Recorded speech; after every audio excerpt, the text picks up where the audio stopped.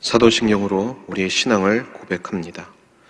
전능하사 천지를 만드신 하나님 아버지를 내가 믿사오며 그 외아들 우리 주 예수 그리스도를 믿사오니 이는 성령으로 잉태하사 동정녀 마리아에게 나시고 본디오 빌라도에게 고난을 받으사 십자가에 못 박혀 죽으시고 장사한 지 사흘 만에 죽은 자 가운데서 다시 살아나시며 하늘에 오르사 전능하신 하나님 우편에 앉아 계시다가 저리로서 산 자와 죽은 자를 심판하러 오시리라. 성령을 믿사오며 거룩한 공예와 성도가 서로 교통하는 것과 죄를 사하여 주시는 것과 몸이 다시 사는 것과 영원히 사는 것을 믿사옵나이다. 아멘.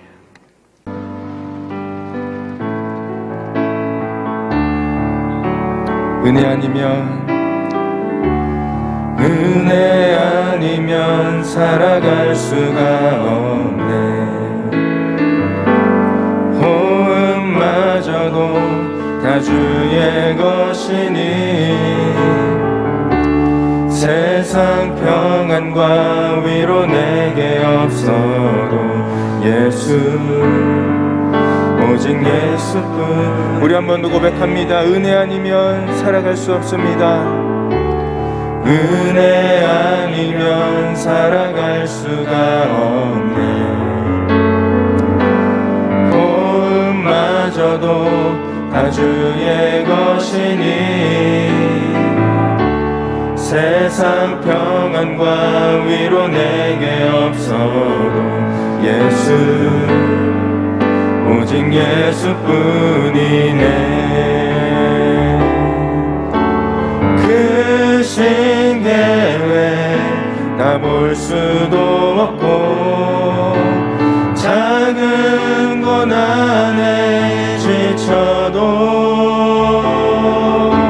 주께 묶인 나의 모든 삶 버티고 견디게 하시네. 은혜 아니면 살아갈 수가 없네. 나의 모든 것 다 주께 맡기니 참된 평안과 위로 내게 주신 주 오직 예수뿐이네. 우리 한 번 더 고백합니다. 은혜 아니면 살아갈 수가 없네. 호흡마저도 다 주의 것이니 세상 평안과 위로 내게 없어도 오직 예수뿐이네. 크신 계획 다 볼 수도 없고 작은 고난에 지쳐도 주께 묶인 나의 모든 삶 버티고 견디게 하시네. 은혜 아니면 살아갈 수가 없네. 나의 모든 것 다 주께 맡기니 참된 평안과 위로 내게 주신 주 오직 예수뿐이네. 오직 예수뿐이네.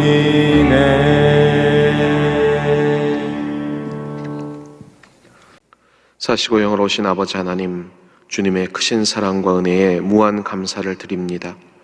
오늘도 복되고 귀한 하루를 저희에게 허락하시고 새벽 첫 시간 주님의 말씀 앞에 세우시사 영과 진리로 합당한 예배자의 삶으로 주님을 대명케 하시니 또한 감사를 드립니다.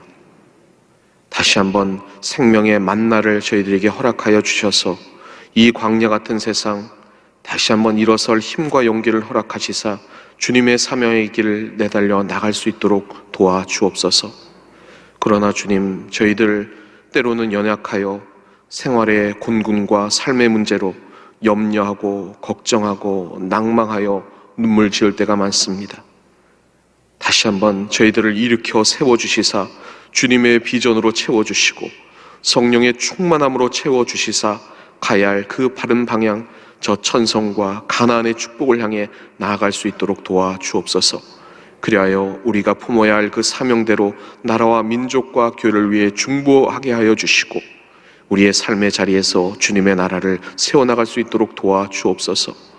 이 코로나의 위중한 상황 속에서 주님 하늘문을 열으시사 저희들을 긍휼히 여겨주시고 속히 회복과 그 치유를 통해 코로나가 종식될 수 있도록 함께하여 주시고 우리의 신앙육체의 부흥을 위해 기도하오니 원로 목사님 강건케 하시사 속히 강단에 설 수 있는 강건의 육체 허락하여 주시고 당회장님 목회 사역 위에 주님께서 함께하여 주셔서 그 기름 부심을 통해 주님의 온전한 사명 아름답게 감당할 수 있는 새 힘을 날마다 더해 주옵소서. 오늘도 이 새벽 첫 시간 주님께서 은혜 베풀어 주셔서 말씀으로 채우시고 우리의 삶의 문제와 또 환경의 문제 내려놓을 때 그 정한 때에 응답될 수 있는 주님의 은혜에 임하게 하여 주옵소서.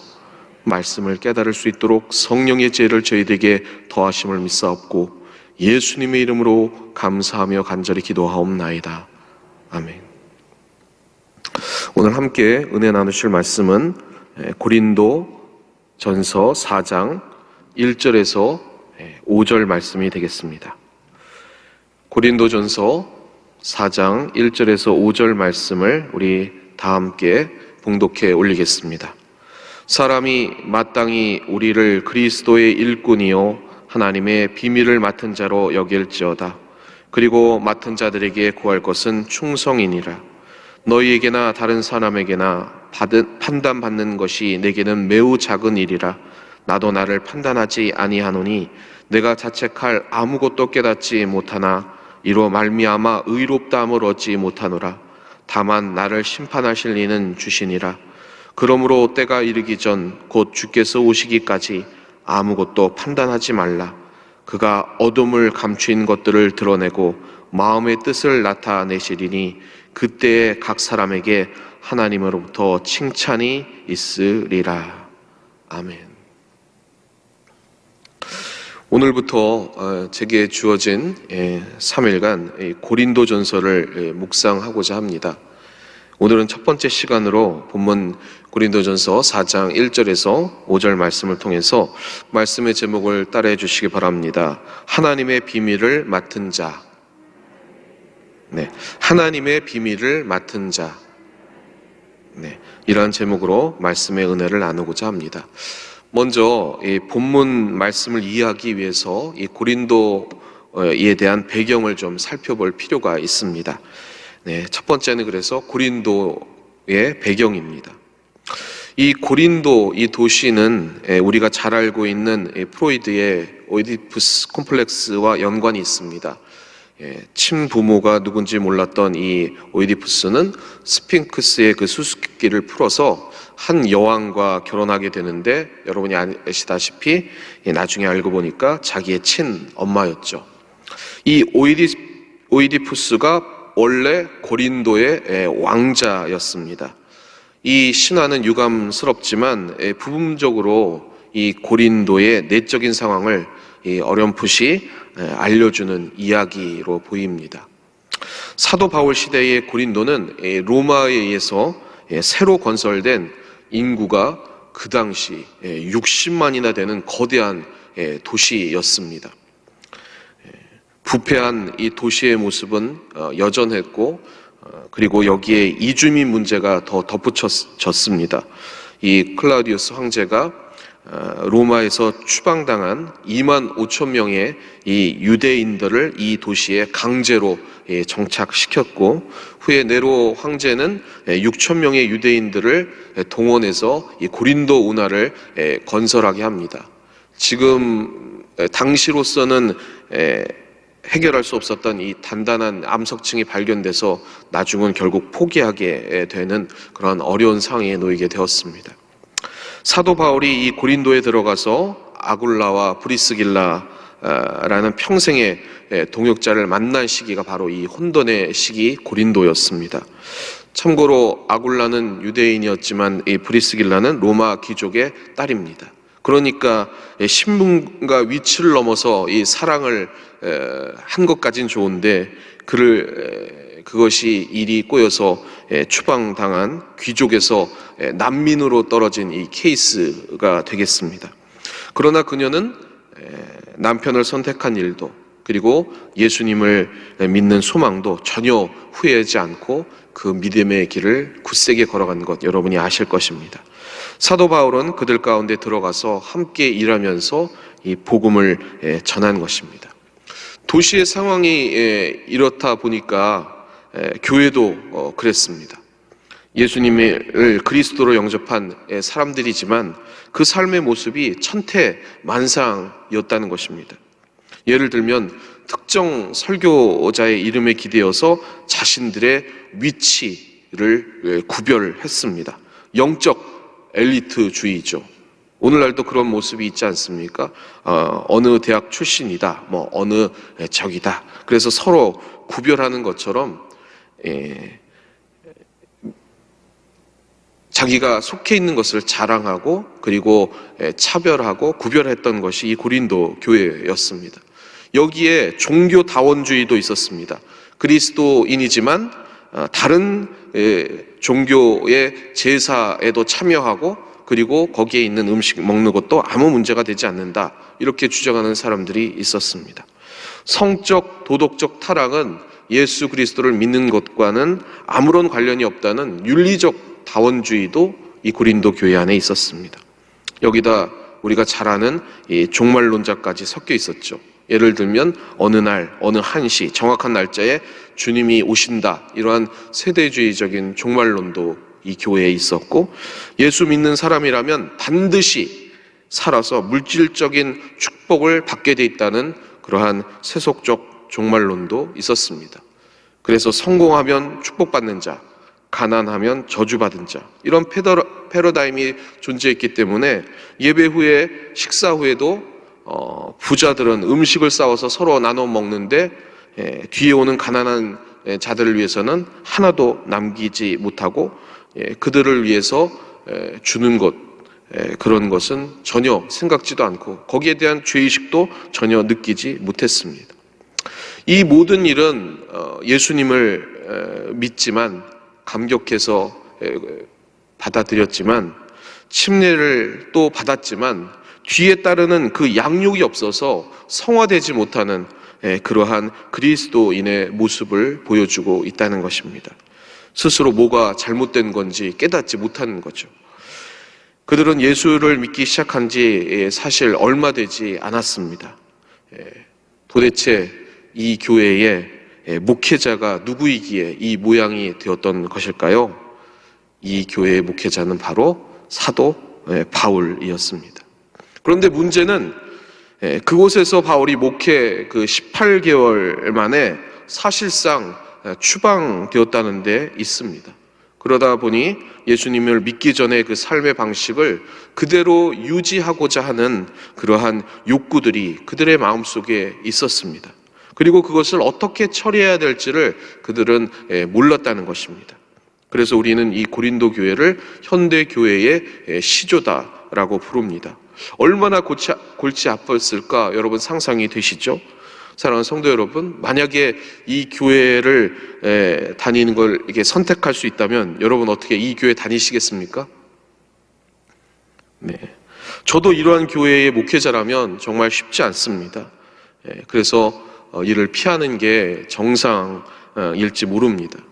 그런데 고린도 전서를 보면 바울은 이를 하나에서부터 10까지 모두 다 다룹니다. 대단합니다. 자신이 개척하고 목회한 이 교회에 더군다나 내쫓다시피 추방당한 이 교회를 끝까지 붙들고 포기하지 않습니다. 하나도 놓치지 않고 머리부터 발끝까지 다 세부적으로 이 고린도전서의 편지를 통해 다루고 있다는 것입니다.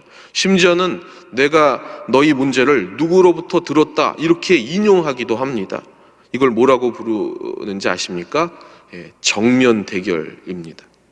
그래서 오늘부터 묵상하는 이 사도 바울의 이 고린도 전서의 이 서신을 통해서 우리는 하나님의 사람으로서 다가오는 역경과 그 삶의 문제를 어떻게 대처해 나가는가를 볼 수 있는 것입니다. 특히 오늘 본문 4절은 사도 바울에게 어떠한 문제가 직면해 있었냐면 자신을 비난하고 판단하는 자들에게 어떻게 대처하는가 이것이 나와 있습니다. 그런데 이 점이 우리에게는 정말 매우 중요합니다. 왜냐하면 우리의 마음이 어린아이와 같기 때문입니다.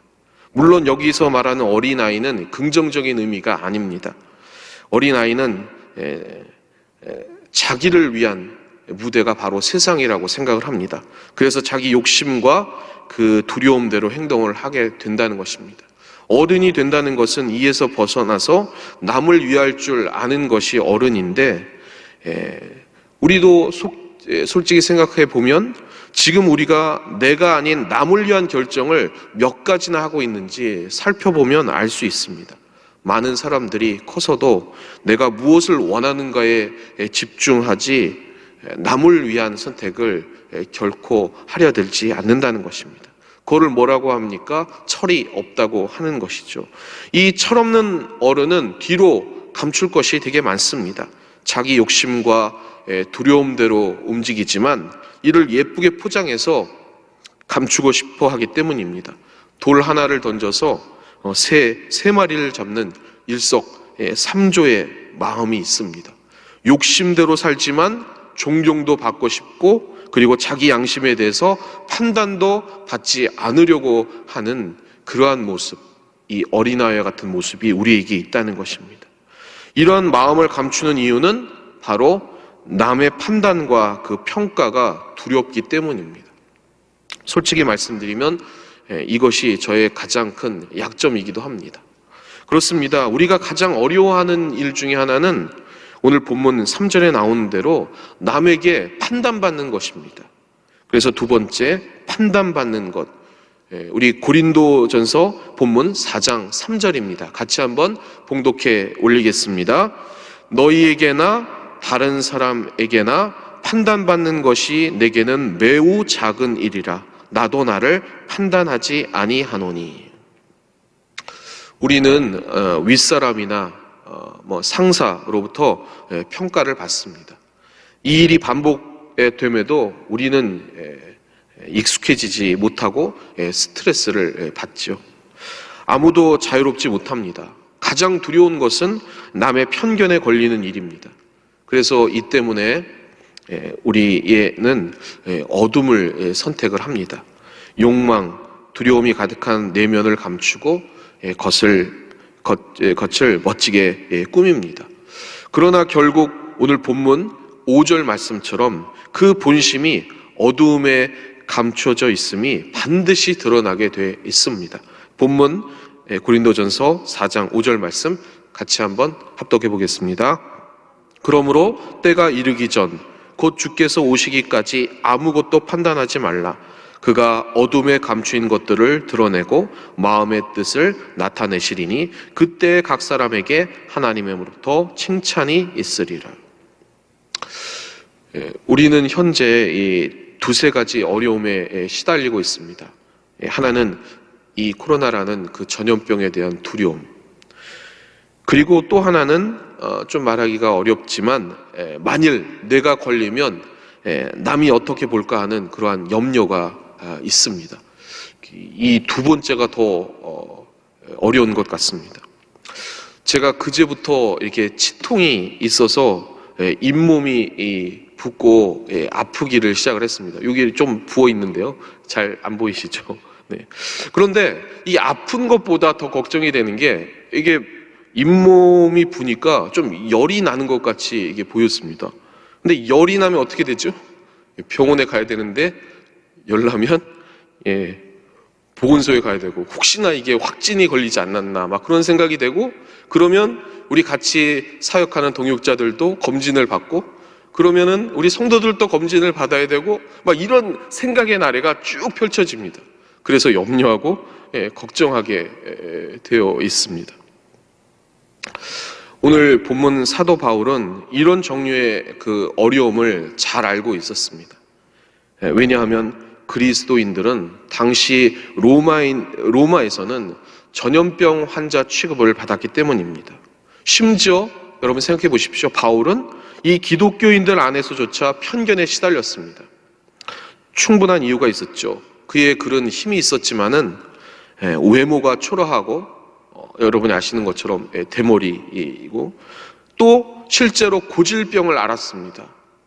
많은 학자들이 얘기하지만 안지이기도 하고 그러한 병이 있으니까 사람들이 보기에 하나님의 말씀을 전하는 주의 종인데 이러한 병에 걸려가지고 계속 고생하고 있었다는 것입니다.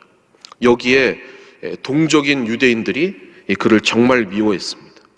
고린도 교인들이 이 모든 이야기를 전해 듣고 바울에 대해서 수근수근 거렸습니다. 이런 편견 앞에서 바울은 어떻게 대처하고 무슨 말을 했을까요? 사랑하는 성도 여러분, 궁금하지 않으십니까? 그게 오늘 본문 말씀이라는 것입니다. 바울이 얘기합니다. 세 번째, 하나님의 비밀을 맡은 자. 오늘 고린도전서 4장 본문 다시 한번 1절 2절 말씀을 같이 한번 봉독해 올리겠습니다. 사람이 마땅히 우리를 그리스도의 일꾼이요 하나님의 비밀을 맡은 자로 여길지어다. 그리고 맡은 자들에게 구할 것은 충성이니라. 왜 갑자기 이런 말이 나오는지 답이 좀 이상하지요? 그런데 여기에 일꾼으로 번역된 헬라어 휴페레타스는 옛날 그 군함에서 노를 젓는 그 노예들을 뜻합니다. 여러분이 영화 그 배너를 보시면 그 안에 그 군함 안에 이렇게 노를 젓는 그 노예들이 막 힘차게 노를 젓고 거기에 채찍을 맞아가면서 이렇게 노를 젓는 모습 보이시죠? 그것입니다. 이 단어의 뜻을 충실하게 옮기면 이런 뜻이 됩니다. 당신들은 우리를 예수님이 지휘하는 배에 노젓는 노예로 여겨라, 이런 뜻입니다. 또 이제 나오는 맡은 자로 번역된 오이코노모스는 주인의 명을 받아 집을 돌보는 관리인을 뜻합니다. 형제들에 의해서 팔린 그 요셉을 생각하시면 됩니다. 이집트 시위대장 보디발의 집에서 그 관리인의 역할을 했죠. 이 둘 공통점은 역시 노예라는 것입니다. 그런데 주인의 비밀을 맡고 있습니다. 갑자기 바울이 왜 자기를 노예나 종으로 알라고 얘기를 했을까요? 단순합니다.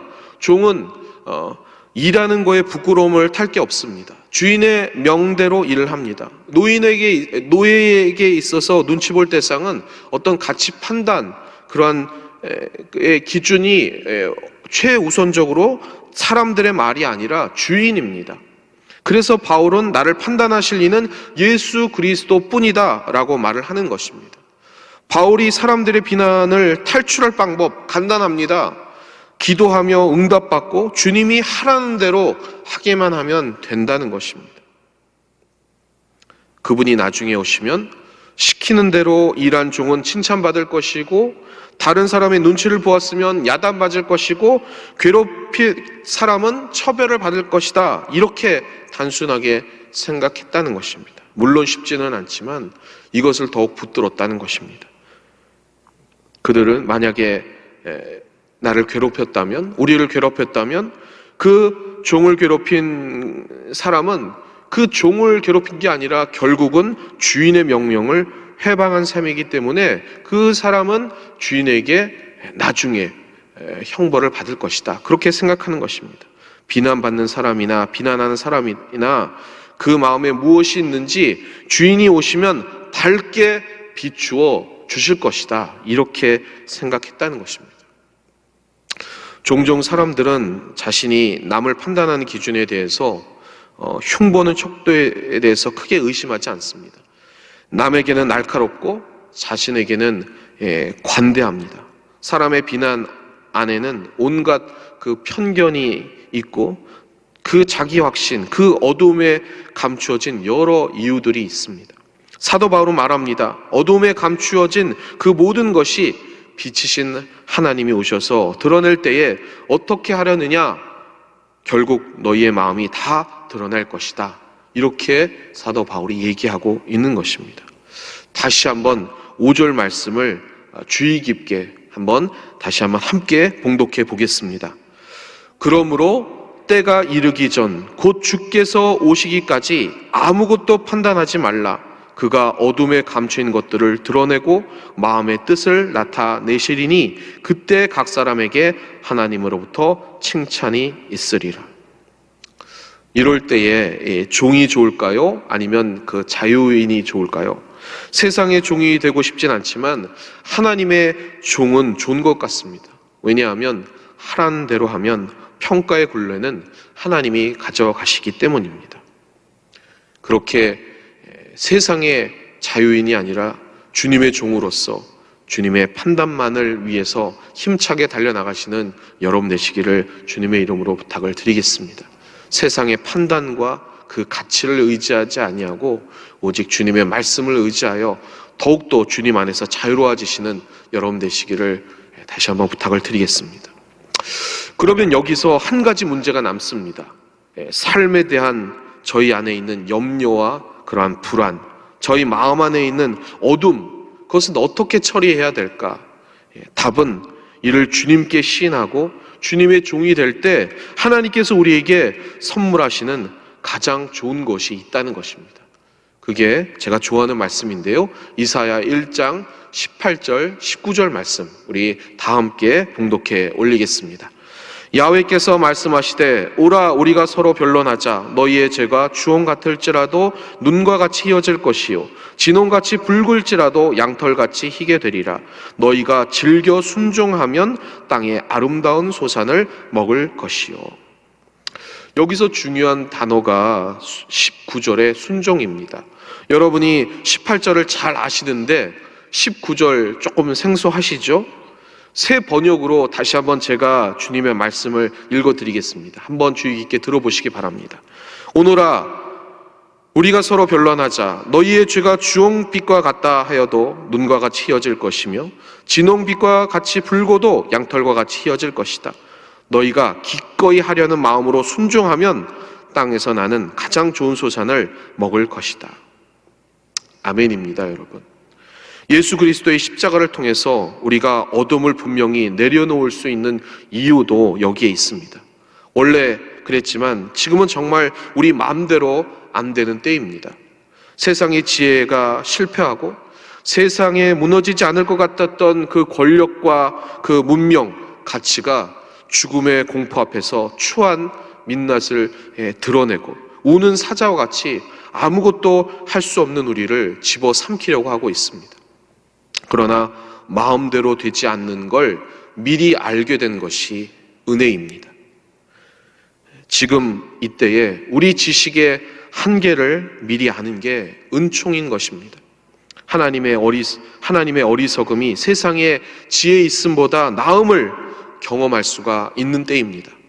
하나님의 도우심이 우리의 염려를 덮으시도록 하나님의 계획이 우리의 펑크난 모든 부분에 임하시도록 우리는 기도해야 될 줄 믿습니다. 나의 계획보다 주님이 더 위대하시며 나의 염려보다 하나님이 더 세심하심을 고백하기 정말 가장 좋은 때가 바로 이때입니다. 이 고백이 우리의 입술에 있을 때 하나님이 저희를 이끌고 이 어려움을 넘어서게 해 주실 줄 믿습니다. 오늘 말씀처럼 주님 앞에 즐겨이 순종하면 가장 좋은 땅의 소산을 주님께서 예비해 주실 줄 믿습니다. 그러하기에 우리의 염려, 우리의 걱정, 우리의 연약한 그 죄악들을 주님 앞에 내려놓고 다시 한번 즐겨 주님 앞에 순종하시는 하나님의 종 되시기를 바랍니다.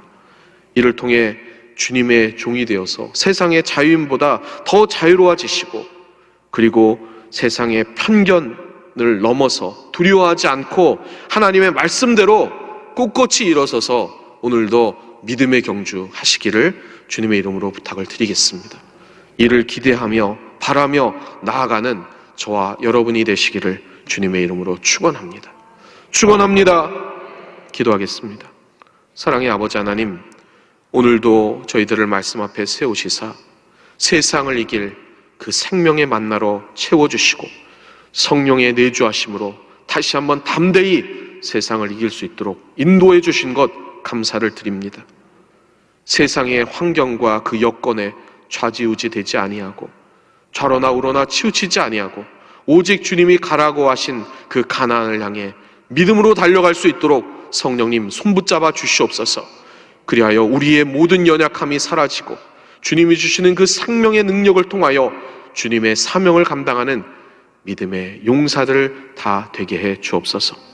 오늘도 빈손 들고 나오지 아니하고 주님 앞에 예물 드린 손길을 기억하시고 삶의 곤궁에서부터 벗어나 핍절하지 않도록 넉넉히 오늘 말씀처럼 땅의 아름다운 소산으로 채우시사 주님을 위해 베풀고 헌신하며 구제할 수 있도록 도와주옵소서.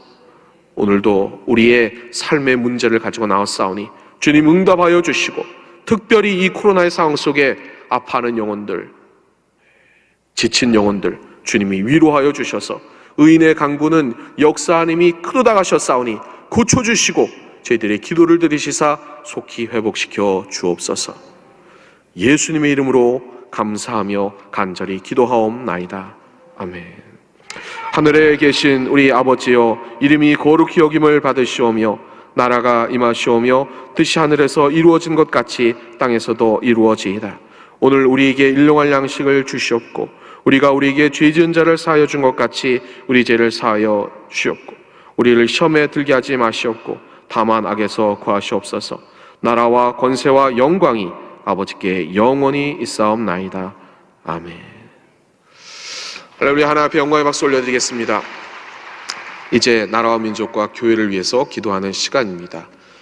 다시 한번 이 코로나가 속히 종식되고 또 백신과 치료제가 속히 개발되어서 하나님이 주시는 그 회복과 또 예배 자리 진정으로 회복될 수 있도록 기도해 주시고 또 이 나라 정치, 경제, 군사, 문화, 사역방해 크리스찬 리더자들을 통해서 더욱더 바로 설 수 있는 나라, 안정된 나라, 주님의 평화가 관한 나라 되게 해주시고 우리의 신앙 공동체 원로 목사님 네 분 강건함으로 주님이 속히 치료하시고 회복시켜달라고 우리 당의자 목사님을 위해서도 기도해 주시고 오늘 문제와 소원 주님께서 응답해 줄 줄 믿습니다.